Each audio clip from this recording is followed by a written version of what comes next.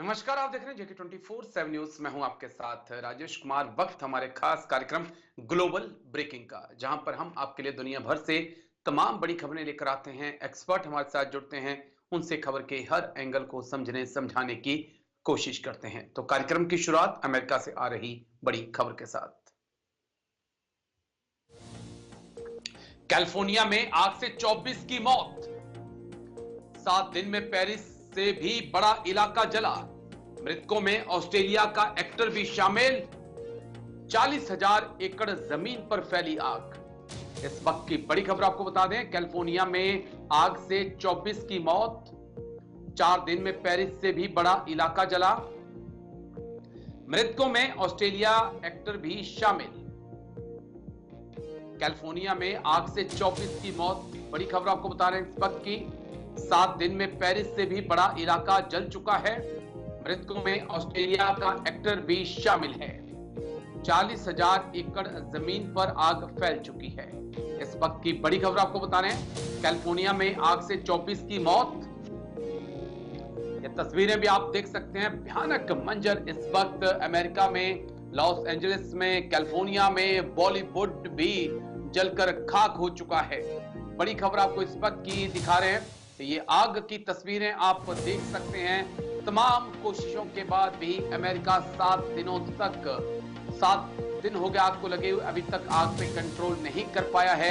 America के fire fighters और Mexico के फायर फाइटर्स जी जान से लगे हैं, लेकिन आग लगातार आगे बढ़ती जा रही है और पीछे सिर्फ और सिर्फ तबाही के निशान छोड़ती जा रही है। और तस्वीरें भी हम आपको दिखा रहे हैं, अमेरिका से तस्वीरें जहां भयानक आग लगी हुई है। कैलिफोर्निया में 7 दिन से आग लगी हुई है और अब खबरें आ रही हैं कि ये आग और तेज हो सकती है, क्योंकि हवाएं फिर से तेज चलने लगी हैं। 120 किलोमीटर पर आवर की स्पीड से हवाएं चलने लगी हैं और अंदाजा इस बात का है कि आग अब और आगे बढ़ सकती है, फैल सकती है।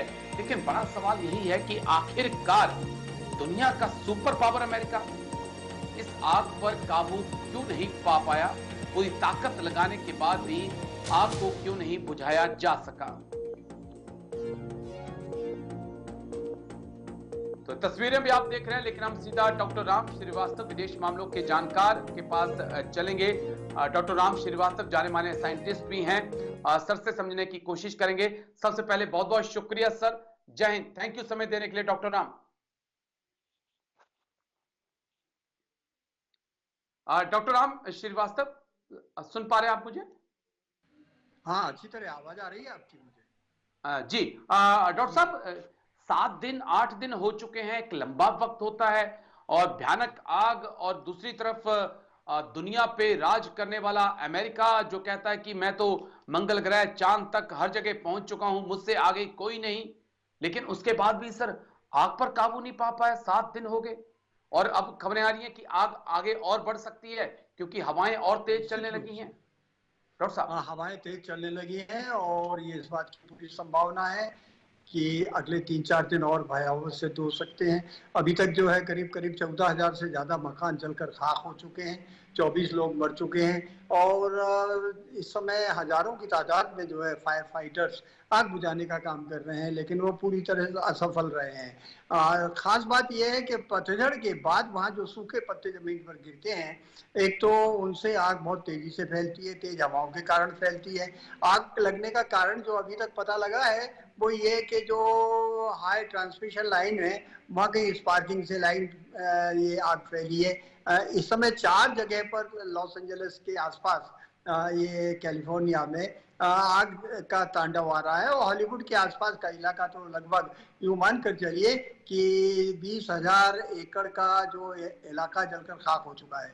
और आग फैलने के दूसरे बड़े कारण ये, वहाँ जितने भी मकान बनते हैं लकड़ी के बनते हैं और उनके बीच में जो है ग्लास वूल भर दी जाती है और ऊपर छत में भी, चूंकि ये नॉर्दर्न एरिया का जितना भी इलाका है अमेरिका का, वहाँ आरसीसी के पक्के मकान तो बनते नहीं है। यही एक कारण है, लकड़ी के मकान होने के कारण बड़ी तेजी के साथ धू धू करके बुझल जाते हैं। अब सवाल ये उठता है कि इतने बड़े पैमाने पर ये आग लगी कैसे और इसको बुझाया क्यों नहीं बिल्कुल। जा सका? बुझाने के पूरे साधन उनके पास हैं, हेलीकॉप्टर से सैकड़ों की तादाद में, लेकिन वहाँ पानी की कमी पड़ गई। पानी की कमी के लिए गवर्नर को दोषी माना जाता है कि उन्होंने विशेष जाति की मछली को बचाने के लिए, उसकी प्रजाति को बचाने के लिए उन्होंने वहाँ के जितने भी टैंक थे बड़े बड़े बांध के साथ उनको पहले ही खाली कर दिया था। लेकिन यहाँ जो है एक और शंका जो जाहिर की जा रही है सोशल मीडिया पर, वो भी अपने आप बहुत वजन रखती है कि ये कि कुछ समय पूर्व, अगर आपको याद होगा राजेश जी, तो चाइनीज जो है आपके वो बैलून अमेरिका पर देखे गए थे और बाद में उनको उन्होंने कुछ बैलून्स को नष्ट भी किया, उनके सामान को पकड़ा। तो खैर वो एक अलग मुद्दा था, लेकिन कुछ लोगों का ये भी कहना है कि चाइनीज ने वो टेक्निक डेवलप कर ली है जो लेजर बीम के कारण की वजह से कहीं आग लगाने की कोशिश कर सकते हैं जमीन पर। जब वो सैटेलाइट को नष्ट कर सकते हैं तो सैटेलाइट से नीचे अगर वो लेजर बीम फेंकेंगे तो क्या आग नहीं लग सकती है? निश्चित रूप से लग सकती है, क्योंकि इस समय चाइना के और ट्रंप के जो रिलेशंस हैं वो काफी टेंस हैं। चाहे ट्रंप ने जो घोषणा कर दी है कि वो पनामा कैनाल पर कब्जा करेगा, क्यों पनामा कैनाल जो है वहां पर चाइना उसको रन कर रही है। चलिए कह सकते हैं कि नई चुनौती जो है वो डोनाल्ड ट्रंप के सामने होगी, लेकिन खबर आ रही है कि डोनाल्ड ट्रंप जो है प्रभावित इलाकों का दौरा कर सकते हैं आने वाले वक्त में। मैं लौटता हूं सर आपके पास, एक और बड़ी खबर आ रही है, उसके बाद मैं आपके पास आऊंगा। इस वक्त बड़ी खबर आपको बता दें, चीन से जुड़ी हुई बड़ी खबर, अपनी हरकतों से बाज नहीं आ रहा चीन। एलएसी के पास पीएलए कर रही ट्रेनिंग, एयर सप्लाई को मजबूत कर रहा चीन। एक तरफ बातचीत, दूसरी तरफ जंग की तैयारी में चीन। अपनी हरकतों से बाज नहीं आ रहा चीन, बड़ी खबर। एलएसी के पास पीएलए कर रही मिलिट्री ट्रेनिंग, एयर सप्लाई को मजबूत कर रहा चीन। एक तरफ बातचीत, दूसरी तरफ जंग की तैयारी। अपनी हरकतों से बाज नहीं आ रहा चीन, एलएसी के पास पीएलए कर रही मिलिट्री ट्रेनिंग, एयर सप्लाई को मजबूत करने में लगा चीन। एक तरफ बातचीत और दूसरी तरफ जंग की तैयारी।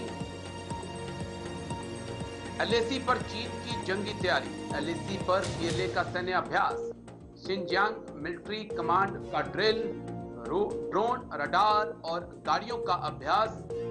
21 अक्टूबर 2024 को एक एग्रीमेंट हुआ था जो कजान में उस वक्त पीएम मोदी और जिनपिंग की मुलाकात हुई। देवसांग डेमचौक में पेट्रोलिंग शुरू करने की बात हुई थी, लेकिन अब जो अभ्यास हो रहा है उसको लेकर चिंताएं बढ़ रही हैं। वांगी से मिले एनएसए अजीत डोभाल, हाल ही में हमने ये दौरा देखा। चीन की ड्रिल महज ट्रेनिंग नहीं है, ये आपको मानना होगा। तिब्बत में चीन ड्रिल के बहाने सेना को जमा कर रहा है, सेना का जमावड़ा कर रहा है, सैनिकों को एयरलिफ्ट का अभ्यास कर रहा है ताकि और सैनिकों की जरूरत पड़े तो उन्हें दूसरे जगहों से एयरलिफ्ट करके तिब्बत, लद्दाख में पहुंचाया जा सके। जल्द से जल्द सैनिकों को पहुंचाने का अभ्यास चीन कर रहा है। भारतीय सेना भी अपना अभ्यास कर रही है, लेकिन क्या वाकई में एलएसी पर जो हम देख रहे हैं तस्वीर उससे उलट है? डॉक्टर साहब मैं आपके पास आऊंगा। जिस प्रकार से प्रधानमंत्री मोदी शी जिनपिंग की कजान में मुलाकात हुई और हमने देवसांग डेमचौक से देखा कि डिसएंगेजमेंट हुआ, उसके बाद एनएसए अजीत डोभाल वांगी से मिले बीजिंग जाकर और अहम दोनों देशों के बीच कई बातचीत हुई, लेकिन इस वक्त जो खबरें सामने आ रही है कि तिब्बत में चीन सेना का जमावड़ा कर रहा है इस बहाने कि वो वॉर एक्सरसाइज कर रहा है। कुछ मतलब एक तरफ बातचीत और दूसरी तरफ जंग की तैयारी, कुछ ऐसा चल रहा है क्या एलएसी के उस पार और इस पार भी? देखिए चीन क्या बोलता है, क्या करता है और क्या करने का इरादा रखता है, आज की दुनिया में कोई भी नहीं समझ पाया है। डिप्लोमेटिक भाषा में अगर समझा जाए तो ये है कि चीन एक जगह दबाता है और दूसरी जगह वो डराने का प्रयास करके कोशिश करता है। भारत को भी चूंकि महाशक्ति बनने वाली है भारत और बन रही है, निश्चित रूप से उसको कोई नहीं रोक सकता है। उसमें अड़ंगा डालने के लिए चीन ऐसी हरकतें सदा करता रहा है और आगे भी करेगा। और खास करके चीन की स्थिति इस समय जो है आंतरिक रूप से भी डामाडोल हो रही है, और दूसरा जो है अंतर्राष्ट्रीय जगत में उसकी जो छवि है बहुत गिरती जा रही है, उसका सीधा असर उसके व्यापार पर पड़ रहा है। इसलिए वो ये चाहता है कि हम अपनी ताकत का इजहार करें, और ताकत अगर कमजोर आदमी को बताएंगे तो उससे तो कोई अंतर होता नहीं है। इसलिए वो भारत के ऊपर इस तरह के दांवपेच खेल रहा है, और शायद इसलिए कि वो पाकिस्तान को भी इस बहाने खुश करना चाहता है। लेकिन हमको उसकी पूरी तैयारी हम भी कर रहे हैं, हम भी ड्रिल कर रहे हैं वहां पर, और निश्चित रूप से हमारी ड्रिल जो है ज्यादा कारगर होगी, क्योंकि चीनियों को पहाड़ों पर, बर्फीले पहाड़ों पर चढ़ने उतरने का, लड़ने का बिल्कुल भी अभ्यास नहीं है। जबकि हमारे यहाँ इस समय जो है पूरी की पूरी नॉर्दर्न एरिया का जो हमारा आर्म फोर्स है वो काफी सक्षम है, किसी भी ऊंचाई पर 8,000 10,000 फीट पर भी जाकर वो वहां पर पूरी कुशलता के साथ युद्ध कर सकता है। और फिर हमने तो वो सब सड़कें भी बना ली हैं, रास्ते भी चुन लिए हैं, हवाई शक्ति भी हमारी काफी पावरफुल है। तो निश्चित रूप से ये इस तरह के जैसे दंगल एक अखाड़े में जो है ताल ठोकते रहते हैं पहलवान, उस तरह की वो प्रयास कर रहा है चमकाने के लिए, धमकाने के लिए। पर उसकी आज की तारीख में तो कम से कम वो युद्ध करेगा ऐसी क्षमता नहीं है। लेकिन हमको पूरी तरह से सतर्क रहना पड़ेगा, और किसी भी क्षण अगर 2 घंटे के नोटिस पर भी हमको आ जाए कि चीन ने कोई हरकत की तो हमको मुंह तोड़ जवाब देने के लिए जवाब देने के लिए तैयार भारतीय सेना है। आपका कहना है कि एलएसी पर भारतीय सेना भी चीन को जवाब देने के लिए तैयार है। मैं लौटता हूं सर आपके पास एक और बड़ी खबर, उसके बाद मैं आपके पास आता हूं। इजराइल हमास में जल्द होगा सीजफायर। हमास पहले फेज में 33 बंधकों को रिहा करेगा। 15 दिन बाद बाकी बंधकों की रिहाई होगी। हमास ने बदले में मांगी यहां सिनवार की बॉडी। इस वक्त की बड़ी खबर, इजराइल हमास में जल्द होगी सीजफायर डील। हमास पहले फेज में 33 बंधकों को रिहा करेगा। 15 दिन बाद बाकी बंधकों की रिहाई होगी। हमास ने बदले में मांगी यहां सिनवार की बॉडी। हमास इजराइल में सीजफायर, बंधकों को रिहा करेगा। हमास पहले फेज में 33 बंधक रिहा किए जाएंगे। डोनाल्ड ट्रंप की धमकी का असर देखने को मिला। सत्ता में आने से पहले सीजफायर की धमकी दी थी डोनाल्ड ट्रंप ने, नहीं तो कहा था कि नर्क के दरवाजे हमास के लिए खोल दूंगा। हमास से डील को तैयार हुआ इजराइल, फिलिस्तीन नागरिकों को भी छोड़ेगा, लेकिन यहां सिनवार की डेड बॉडी देगा नहीं देगा इसको लेकर पिक्चर क्लियर नहीं है। इजराइल ने तोड़ दी थी हमास की कमर, चाहे हमास हो चाहे हिजबुल्लाह हो, इजराइल ने दोनों की कमर तोड़ दी है। लेकिन इस बीच डॉक्टर राम, डोनाल्ड ट्रंप की धमकी, एक हफ्ता नहीं हुआ होगा जब डोनाल्ड ट्रंप ने कहा था कि हमास या तो बंधकों को रिहा करे नहीं तो नर्क का दरवाजा उसके लिए खोल दूंगा। और आज हम देख रहे हैं कि असर उसका दिखाई पड़ रहा है। 6 दिन पहले हमास कह रहा है कि ठीक है हम बंधकों को छोड़ देंगे। डॉक्टर साहब, ये जो समझौता वार्ता चल रही थी युद्धबंदियों को छोड़ने की या बंधकों को छोड़ने की, ये लगभग 2 साल से अलग अलग उसमें हुई है। लेकिन इजराइल का तो कहना है कि अभी आज की तारीख में लगभग 123 बंधक उनके पास हैं, उनको पूरी तरह से छोड़ दिया जाए। लेकिन अब कदम कदम में वो छोड़ने को तैयार है, इस शर्त पर कि वो वहां से जो फिलिस्तीनी गिरफ्तार किए गए उनकी संख्या हजारों में है, उनको धीरे धीरे छोड़ दे। देखिए दोहा में जो कुछ समझौता होने की संभावना है, और ऐसा लगता है अगले 72 घंटे के अंदर एक अभी जो अस्थायी सीजफायर होने की संभावना है। लेकिन ये बात तो अपनी जगह सही है, हमास की आतंकवादी गतिविधियों को जड़ से उखाड़ना इजराइल का प्राथमिक कर्तव्य है, राष्ट्रीय कर्तव्य है, और निश्चित रूप से उसके लिए अमेरिका का और खास करके ट्रंप का सहयोग पूरी तरह से रहेगा। ट्रंप की नाम से ही आज की तारीख में आतंकवादी पूरी दुनिया में चमकने लगे हैं, और उसका सबसे बड़ा सबूत यही है कि जब चुनाव प्रचार हो रहा था ट्रंप के चुनाव के लिए, तब ट्रंप पर जानलेवा हमला किया गया था। क्यों किया गया था? हमको मालूम है कि ट्रंप जिस दिन यहाँ पर प्रेसिडेंट बन जाएंगे तो उनकी खैर नहीं है, और वहां पर विस्थापितों के रूप में जो आतंकवादी अमेरिका में घुस गए हैं उन सबको वहां से भगा दिया जाएगा। ट्रंप एक अपने बहुत ही दृढ़ निश्चय वाले आदमी है, वो जो कहते हैं वो करके दिखाते हैं, और वो करके दिखा देंगे। पनामा कैनाल को भी अपने कब्जे में ले लेंगे, ग्रीनलैंड को भी ले लेंगे, क्योंकि उस पर कब्जा इस समय नीदरलैंड का है। हालांकि स्वायत्त सरकार वहां पर है, किंतु जो वहां का राजनीतिक और विदेश मामला का कह सकते हैं कि हड़कंप पूरी दुनिया में हलचल इस वक्त कि डोनाल्ड ट्रंप आएंगे तो क्या डिसीजन लेंगे, इसके लिए थोड़ा सा इंतजार हम करेंगे। मैं लौटा हूं डॉक्टर साहब आपके पास, एक और बड़ी खबर आ रही है, उसके बाद मैं आपके पास आता हूं। रूस यूक्रेन जंग में भारतीय की मौत। यूक्रेन के ड्रोन हमले में भारतीय की मौत हुई। केरल के त्रिशूर जिले का रहने वाला था विनिल। पुतिन बोले थे भारतीयों को वापस भेज दूंगा, लेकिन ऐसा हुआ नहीं। रूस यूक्रेन जंग में भारतीय की मौत। यूक्रेन के ड्रोन हमले में भारतीय की मौत हुई। केरल के त्रिशूर जिले का रहने वाला था विनिल। पुतिन बोले थे भारतीयों को वापस भेज दूंगा, लेकिन कथनी और करनी में अंतर। रूस में भारतीय सैनिक की मौत। रूस की सेना में शामिल भारतीय यूक्रेन के खिलाफ लड़ रहे जंग। ड्रोन हमले में भारतीय की मौत। केरल का रहने वाला था विनिल।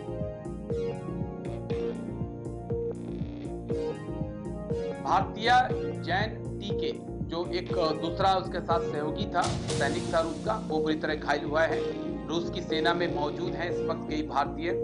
पीएम मोदी ने पुतिन से बात की थी सभी को लेकर कि भारतीयों को जल्द वापस भेजा जाए, और पुतिन ने भी भरोसा दिलाया था कि जल्द भारतीयों को वापस भेज दूंगा, लेकिन ऐसा हुआ नहीं और एक और भारतीय की मौत हो चुकी है। और हम डॉक्टर राम के पास चलेंगे। डॉक्टर राम, ये कितना बड़ा मसला है? हम देख रहे हैं कि हर महीने में या 2 महीने में कोई ना कोई ऐसी खबर सामने आ रही है जहां पर कोई ना कोई भारतीय जो है वो उसकी मौत रूस यूक्रेन जंग में हो रही है। किस प्रकार से हम इस मुद्दे को देखें, क्योंकि प्रधानमंत्री मोदी ने पुतिन से बातचीत की थी और पुतिन ने आश्वासन भी दिया था, लेकिन खबरें आ रही है कि रूस की सेना छोड़ने के लिए तैयार नहीं है।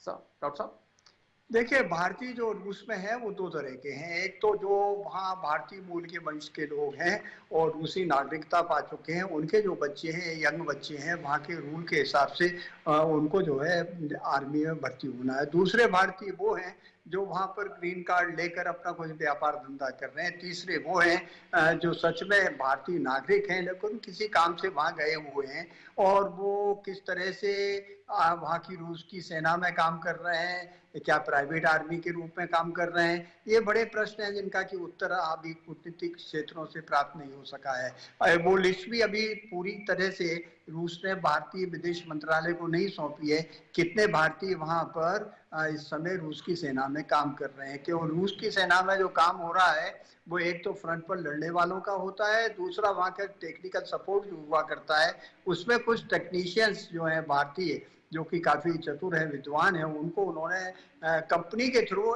एनरोल कर रखा है, खरीद रखा है, या यूं कहिए किराए पे ले रखा है। तो ये जो त्रिशूल के रहने वाले हैं किसी कंपनी के थ्रू वहां गए हैं, और ऐसा संभावना है कि ये उसमें चक्र में फंस गए हैं और ड्रोन हमले में घायल हो गए हैं। इस तरह के और कितने हैं इसकी जानकारी अभी नहीं है, लेकिन हाँ, हमारे मोदी जी ने स्पष्ट रूप से पुतिन से बात करके कही थी कि जितने भारतीय नागरिक वहां पर हैं, भारतीय मूल वंश के लोग वहां की जो नागरिकता ले चुके हैं, उनके बारे में तो कुछ कहना संभव नहीं है, लेकिन जो यहाँ पर मूल निवासी हैं, यहाँ के नागरिक हैं, भारतीय पासपोर्ट पर वहां काम कर रहे हैं, उनको आप तत्काल वापस भेज दीजिए डेंजर जोन से। और पुतिन ने कहा था हम भेज देंगे, खासकर वो जो ऑक्सिलरी मिलिट्री के काम में कर रहे हैं, सैटेलाइट ट्रेनिंग में ट्रैकिंग में काम कर रहे हैं, या और गुप्तचर दूसरे इलेक्ट्रॉनिक सर्विलेंस में काम कर रहे हैं। तो देखिएगा कि ये एक ऐसा पेचीदा मामला है, लेकिन मुझे पूरा विश्वास है कि भारतीय डिप्लोमेसी का दबाव के आगे रशिया का विदेश मंत्रालय शीघ्र ही इस पर कार्य करेगा, और बाकी जितने भी भारतीय पासपोर्ट के वहां पर काम करने वाले हैं जो डेंजर जोन में हैं, उनको यहाँ भारत वापस भेज दिया जाएगा, ऐसी मैं उम्मीद करता हूँ। राजेश जी, ठीक है सर, चलिए मैं लौटता हूँ आपके पास। एक और बड़ी खबर आ रही है, उसके बाद मैं आपके पास आऊंगा। इस वक्त की बड़ी खबर आपको बता दें, टीटीपी के खिलाफ एक्शन की तैयारी में पाकिस्तान की आर्मी। जनरल मुनीर बोले टीटीपी को खत्म करके दम लूंगा। 2024 में पाकिस्तान में सबसे ज्यादा आतंकी हमले। खैबर पख्तूनख्वा में पाक आर्मी पर भारी पड़ रहा है टीटीपी। तहरीक तालिबान पाकिस्तान टीटीपी के खिलाफ एक्शन की तैयारी में पाक आर्मी। जनरल मुनीर बोले टीटीपी को खत्म करके ही दम लूंगा। 2024 में पाकिस्तान में सबसे ज्यादा आतंकी हमले हुए। खैबर पख्तूनख्वा में पाक आर्मी पर भारी पड़ा टीटीपी। जल्दी से ग्राफिक्स। टीटीपी को खत्म करेगी पाक आर्मी। जनरल मुनीर की टीटीपी को धमकी, टीटीपी को कुचल देने की धमकी दी। 2024 में सबसे ज्यादा आतंकी हमले, पाक आर्मी पर भारी पड़ रहा टीटीपी। 2024 में 444 आतंकी हमले हुए, जिसमें 685 सुरक्षा कर्मियों की मौत हुई। लगभग 2 मौतें हर दिन आप समझ लीजिए पाकिस्तान के अंदर आतंकी हमले में हुई हैं पिछले 1 साल में। और हम सीधा अपने एक्सपर्ट डॉक्टर राम के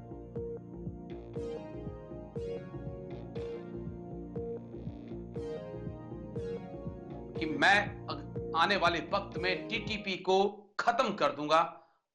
कितना इस धमकी में दम दिखता है आपको, क्योंकि लगभग 15 से 20 साल हो गए जब से पाकिस्तान आर्मी खैबर पख्तूनख्वा में, बलूचिस्तान में ऑपरेशन चला रही है। अलग अलग नाम से ऑपरेशन चलते हैं, लेकिन अंजाम कुछ नहीं निकल पाता। डॉक्टर साहब, मुनीर साहब ने धमकी दी है, धौंस दी है, वहाँ की जनता को बरगलाने के लिए दी है। अगर वो सच में उनको खत्म करने की काबिलियत में होते तो टीटीपी के हमले के जो 400 से अधिक उनके वहाँ पर जो बंकर्स हैं, जिनको कि पाकिस्तान आर्मी कह रही है, उनका जो सिक्योरिटी का जो पब्लिसिटी डिपार्टमेंट है उसका स्टेटमेंट है कि 400 से अधिक वहाँ बंकर्स को आर्मी ने नष्ट कर दिया। दरअसल आर्मी ने नष्ट नहीं किया है, वो टीटीपी के लोगों ने उन पर कब्जा कर लिया। वो तेजी से बढ़ रहे हैं, कई गांवों पर उन्होंने कब्जा कर लिया है। अब शहर की ओर बढ़ते चले जा रहे हैं, कत्लेआम करते चले जा रहे हैं। और ये जो आंकड़े हैं इससे स्पष्ट पता लगता है कि अगर 1 साल के अंदर 2 सिपाही या 2 वहाँ के फौजी, जिसमें कि मेजर रैंक से भी ऊपर के ऑफिसर्स मौजूद हैं, उनका कत्लेआम हो रहा है, तो निश्चित रूप से टीटीपी बहुत भारी पड़ रहा है। अब उनका ये कहना हम उनको कुचल देंगे, मुझे तो लगता है कहीं पाकिस्तान की आर्मी ही कुचलन में ना आ जाए। और आज की तारीख में इस समय की ताज़ा खबर ये है कि जिस समय हम आपसे बात कर रहे हैं, एनकाउंटर इस तरह के आपके बलूचिस्तान लिबरेशन आर्मी की ओर से हो रहे हैं और वहाँ से पाकिस्तान की जो फौज है और सिपाही हैं, पुलिस वाले, वो तेजी से पीछे भागते चले आ रहे हैं। ये समाचार आए सोशल मीडिया के द्वारा, इनमें कितनी सच्चाई है? निश्चित रूप से कुछ ना कुछ तो वहाँ पर अगर धुआं है तो आग तो होगी ही। और आज की स्थिति है कि पाकिस्तान कितनी बुरी हालत में है, हम कभी अंदाज भी नहीं लगा सकते। अगर उसका सीधा किसी देश से युद्ध हो जाए डॉक्टर साहब, तो उसके पास तो 3 दिन का भी बोगे वैसा ही फल पाओगे। भारत में कहावत है कि जैसा बीज बोगे वैसा ही फल पाओगे। आपने आतंक बोया अफगानिस्तान को बर्बाद करने के लिए, हिंदुस्तान को बर्बाद करने के लिए, लेकिन आज आपकी हालत तो खुद आतंक के कारण जो है वो ऐसी हो चुकी है। लेकिन बहुत बहुत शुक्रिया डॉक्टर राम श्रीवास्तव आपका हमारे साथ जुड़ने के लिए, तमाम पहलुओं पर इतनी बारीकी से बात रखने के लिए। ग्लोबल ब्रेकिंग में आज इतना ही, कल फिर होगी मुलाकात, दीजिए इजाजत।